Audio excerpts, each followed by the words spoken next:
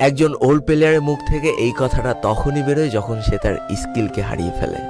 যেই পুরানো প্লেয়ারের গেম প্লেটা দেখে আজ তোমরা হাসছো, এমন একটা সময় ছিল যাকে কাস্টম খেলার জন্য সর্বপ্রথম হায়ার করে নিয়ে যাওয়া হতো।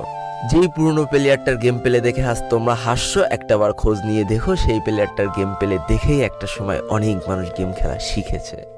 যেই ওল্ড প্লেয়ারটার খেলা দেখে আজ তোমরা তোমাদের গ্রুপে নিতেও লজ্জা পাচ্ছ, খোঁজ নিয়ে দেখো সেই ওল্ড প্লেয়ারটা কোনো একটা সময় কোনো একটা গিল্ডের লিডার বা অফিসার ছিল।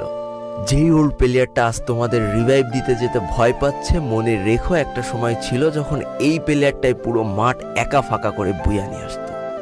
যেই নতুন প্লেয়ারগুলো শুধুমাত্র ডাইনামিক ডুয়োর সাথে গেম খেলার জন্য সারা রাত জাগো, তোমরা মনে রেখো যারা ওল্ড প্লেয়ার ছিল তারা সারা রাত খালি ট্রেনিং পিটাতো নিজেদের স্কিল ভালো করার জন্য।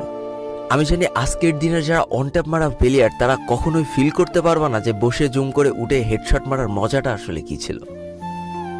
আমি জানি যেসব ওল্ড প্লেয়াররা এই গেমের থেকে হারিয়ে গিয়েছে তারা এই গেমটাকে আজও ভালোবাসে। জীবনে এমন হাজারো ওল্ড প্লেয়ার আছে যাদের ফ্রি ফায়ারই ছিল জীবনে প্রথম রাত জাগার কারণ। আমি জানি এমন হাজারো ওল্ড প্লেয়ার